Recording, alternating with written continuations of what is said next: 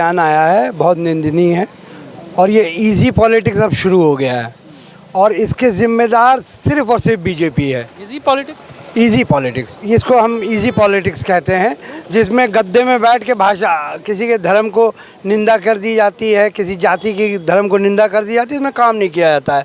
खाली ये मुंह से क्या बोले हम आपको शब्द वो है कि मुंह से बातें की जाती है जैसे, और ये इसके सबसे बड़े माहिर बीजेपी है।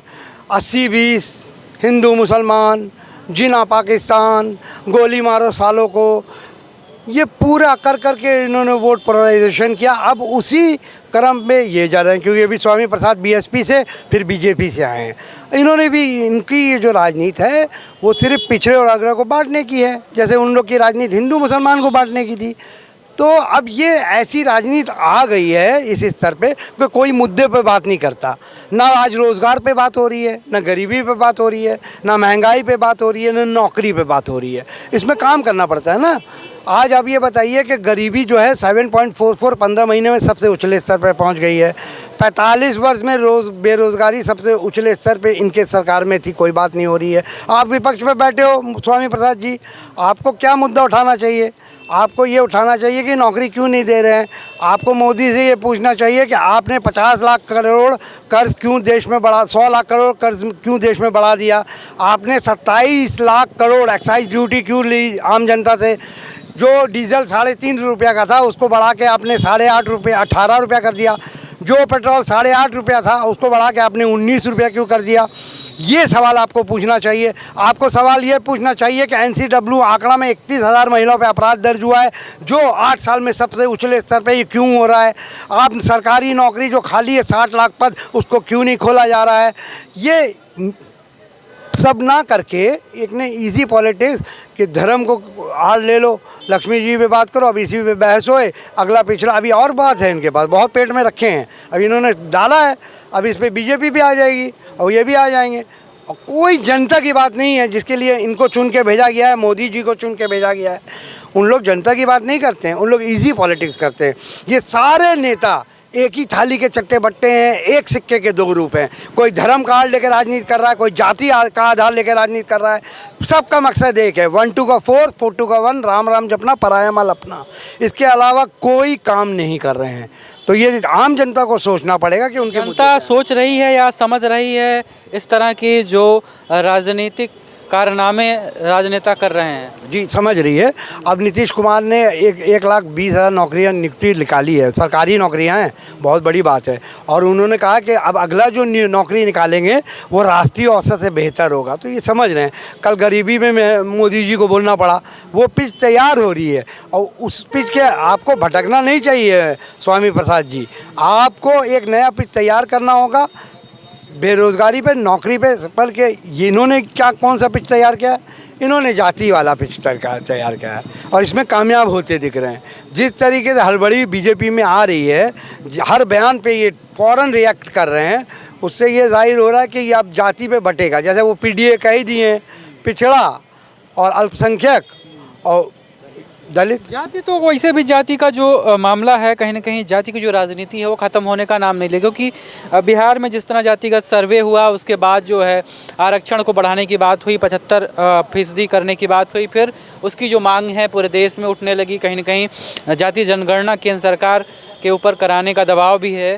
तो इन सब चीज़ों को देखते हुए नहीं लगता है कि कहीं ना कहीं जाति जो राजनीति है वो ख़त्म हो पाएगी बजाय बढ़ने के। देखिए उसमें ये जो सर्वे किया गया है उसमें ब्राह्मण का भी 25% लोग गरीब हैं, बहुत बड़ी बात है।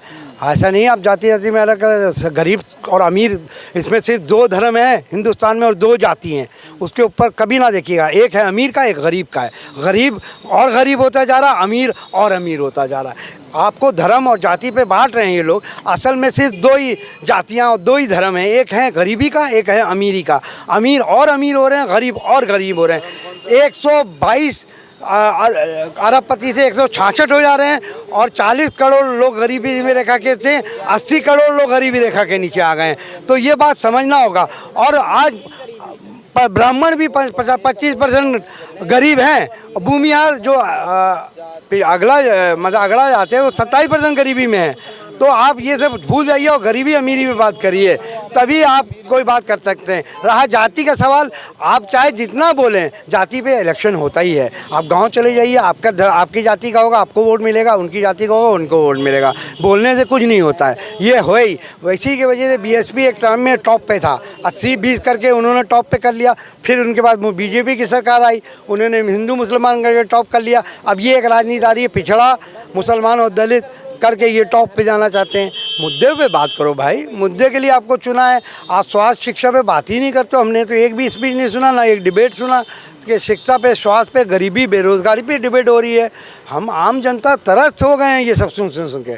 अभी हाल ही में दीपावली के दिन जो रेप की घटना के सामने आई, वो भी आगरा में। इसके अलावा लखनऊ में ही इंस्पेक्टर की गोली मारकर हत्या कर दी गई।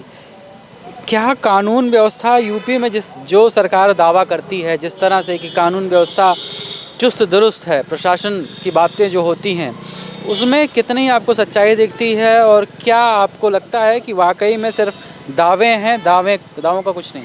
उनकी धज्जियाँ उड़ गई, कानून व्यवस्था की धज्जियाँ उड़ गई है।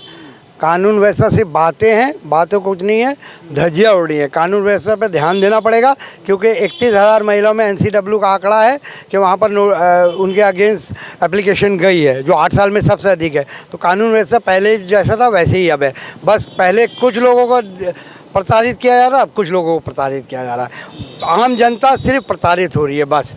आप ये सोचिएगा, अब बीजेपी के लोग खुश हैं तो अगला पार्टी जेल में है, वो आ जाएंगे तो उनकी पार्टी जेल में आएगा, अगला पार्टी। बदले की कार्रवाई सिर्फ चल रही है, सिर्फ बदले की कार्रवाई और बदले की राजनीति है।